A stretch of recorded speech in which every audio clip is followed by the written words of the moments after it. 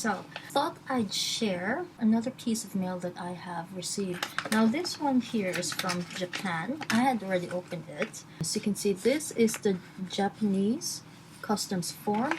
You'll see the word pens.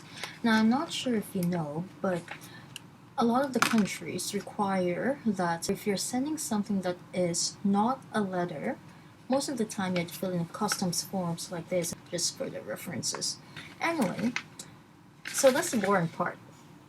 The fun part is here. Now this lady, she is actually a very, very lovely lady. On the Facebook group that I'm in, she sends out a lot of random acts of kindness. She happened to send me one. And this is it. Let us just quickly look at the envelope. By the way, I am so in love with the stamps of Japan. They just have all these awesome stamps. Look at that. A 40 yen stamp. Then you have here a 30 yen stamp. That's a picture of a fox. Okay, not sure if you could see it clearly. I'm actually quite familiar with this stamp because when I went to Japan last year, I sent out a lot of postcards, and this was one of the standard stamps that they gave me. But just check this out. The apple I thought was a little bit boring. For me, there's just no character in this. But take a look at this one. I am especially in love with this one, but let's talk about this one first. So this looks like... Look, if I were to use my imagination, this looks like a Japanese samurai just wading his way down a river inside an udon noodle bowl. That's the way I see it anyway, but this one here is my favorite. Take a look at that. Take a look at that over there. That's my favorite. I've not seen a stamp like that. If you have been to Japan, you should know that this is a familiar sight. This, I believe, is the Asakusa Temple in Tokyo. And I just love it. I didn't know they have stamps for that. This is just awesome. One of the reasons that I do snail mail as well is seeing all this absolutely, absolutely beautiful stamps. I just love them. Do I collect them? Of course I do. I cut them out and then I would stick them into my stamp album. Alright, so that's it. I just want to show that to you guys. I would like to share another package that I have received probably about like 2 months ago. This one is from the US, and this lady has decided to send me a rack. I wasn't expecting it. So this is the package right here. Postage prices in the US are actually quite expensive, especially if you were to send them internationally. I found out that if you were to send a package like this, obviously it depends on the weight, but there are usually two sizes. One is 13.75, and then the next level up is usually 23.25. So I'm not sure whether there is any in-between prices, but then that's also quite similar to the system in Macau. If you were to send something that's about 100 grams, it costs about $23. If you send something that's 200 grams, it costs about $40. And there are no in-between prices. So if you were to send something that is about 130 grams, they would charge you $43 for it. I've only recently found out that if I go over the lowest package price, which is $23, I just stuff it in to make it 200, so you know I could send over 200 grams of stuff as opposed to like 150 grams, you know, and get my money's worth. Anyway, that's going off topic, I believe. Alright, so this lady, she is in New York, and she has sent me a package that costs $23.25. So that was the next level up from 13. Frankly, when I saw her name and I saw this package, I panicked because postage prices in the US are so expensive. A lot of people cannot afford to do it, and so whenever I see something this expensive from the US, sometimes I hyperventilate. But then again, you know, I'm also absolutely grateful that some members in the US are willing to send me items that cost this much in postage. Anyway, shall we? Okay, let me show you the paper items first. This is actually a package mainly made up of snacks, but there are also some small bits and pieces of paper, so let me show you those. So these are what I received. 2 postcards, some of these envelopes. Envelopes. I'll explain the envelopes in a bit. Postcards. If you could take a look, this is apparently from Oswego, New York. It's written down there. I've not even heard of that place, but it looks like a very, very interesting place. If you could see from the quality of the postcard, and especially if you flip to the back, you will see that it is an old postcard. So I believe it's an old edition. There.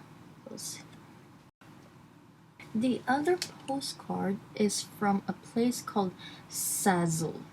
I believe Sazzle is a very popular website in the US for ordering postcards, and I think this is the first time that someone has sent me a postcard from Sazzle. Let's just take a look at this. So this here is a recipe postcard. So it's a postcard for Grandma Barb's zippy meatballs.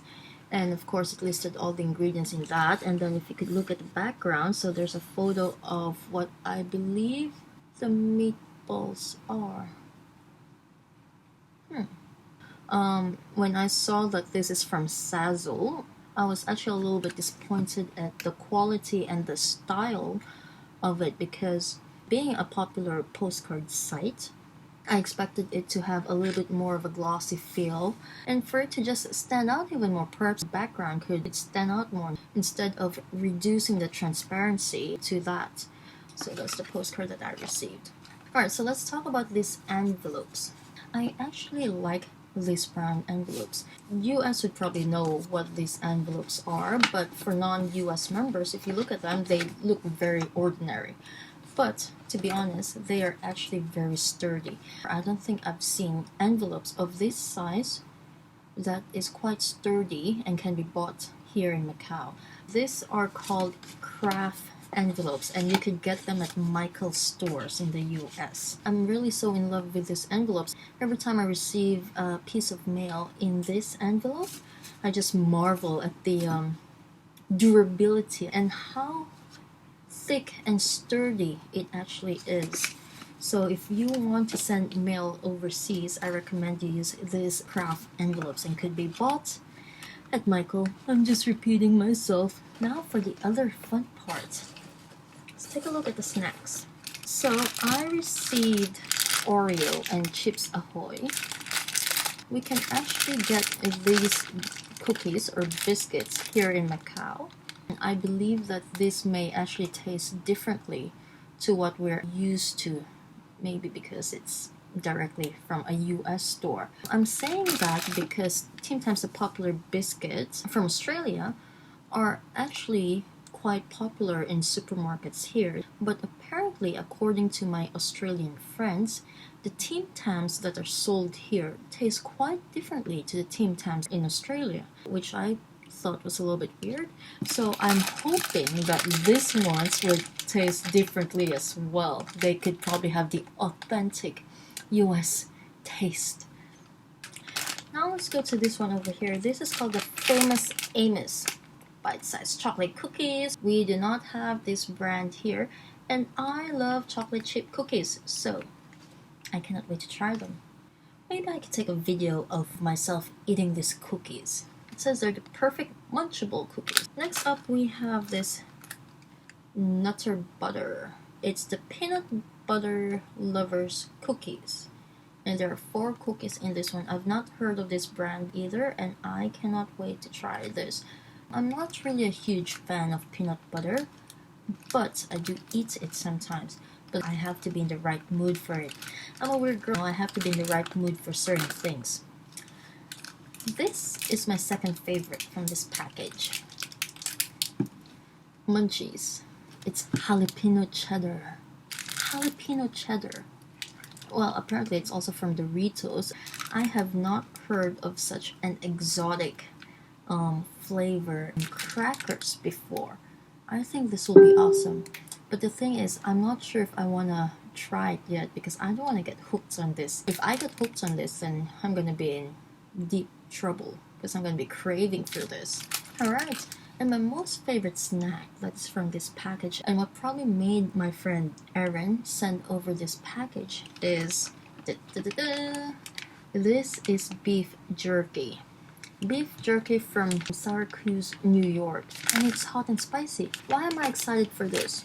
If you're familiar with Macau, you should know that beef jerky is actually very, very popular here. They are sold in lots of places, and a lot of the locals love beef jerky. Sometimes they can get really, really expensive here, but because a lot of this beef jerky has also become very commercialized, most of the people who buy them are actually tourists.